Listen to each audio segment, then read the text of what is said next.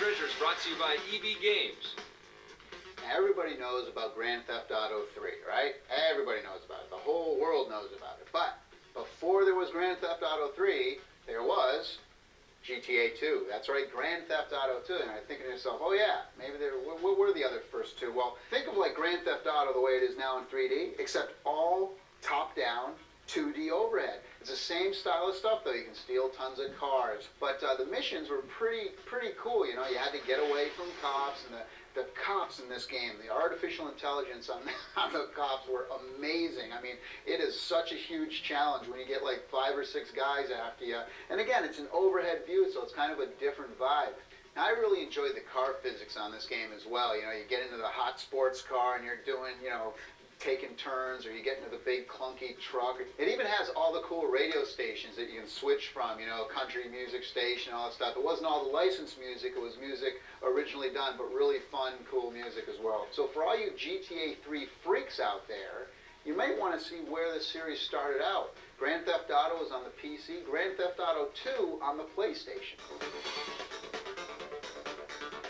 All right, we're back. We're going to talk now about Postal 2 from Running with Scissors for the PC. Yes. And you know what's funny is Postal 1 was one of the first games that we ever reviewed, and I thought it was absolutely horrific. I, of course, loved it. He loved it. And now these guys are back to offend us even more. Yes. With a 3D version of Postal. It's called Postal 2. That's right. Look. It's an M-rated game. It's a celebration of the M rating. You gotta remember, though, it's only a game. So they purposely are trying to do as many offensive things in this game as possible. And if you go into it with kind of a smile on your face, kind of saying, what kind of trouble can these guys get me in, then you're going to enjoy the game. You have to go in, sort of turn down your political correctness kind of meter, put it down to about 0, because if you're offended by anything, you're going to find something offensive in here. We're talking, they use cats as silencers. Animal activists hate that part. You can pour gasoline on people. You can run into a convenience store and you're going to have a sort of an Arab-speaking person behind the counter. Of course. Completely racist. Hello, and what do you want? Hi there. Can I help you, please? If you're like me and you find all this stuff completely hilarious, you are going to enjoy this game immensely, like I did. Part of the problem here with the game is that it is poking fun at some very harsh and brutal kind of violence, but it's not as intelligent as it could have been. And sometimes it feels like it's sort of reveling in its own filth. You know what annoyed me is that when you have a gun and you shot somebody, you could shoot them, like pinpoint them and shoot them right in the head. Yeah. And they kept coming at you. I know. You actually have to shoot them a number of times. It's very difficult. There's a lot of dying in this game. On your part, you'll be dying and you'll be waiting a lot for both load times and if you're stupid enough to actually wait in line and play the game without, you know, that's the thing. You wait in line, you pull out your gun, clear the line, you walk up to the counter. That's the way but you there's play no this one there game. because they're running around, or you've killed them already. Yeah, shoot them.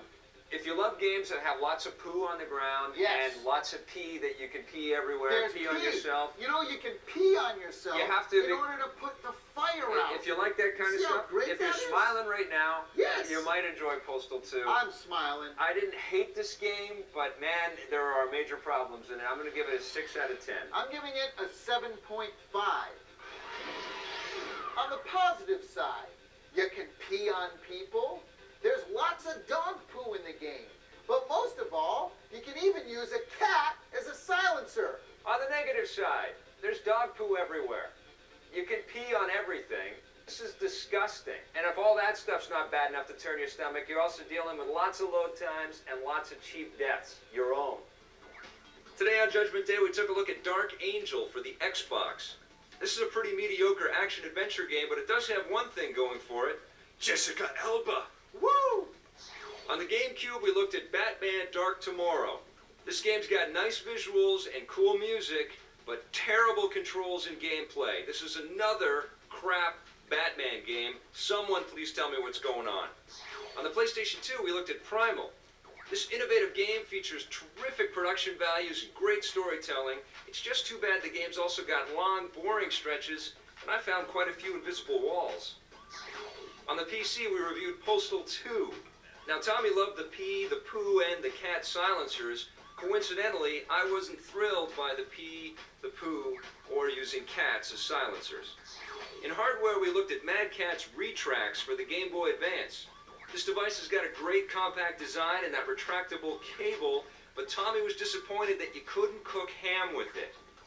On the Game Boy Advance, Tommy reviewed Rocky Boxing. This game's got all the characters in that very cool Rocky movie mode. Rocky fans are going to dig this very much.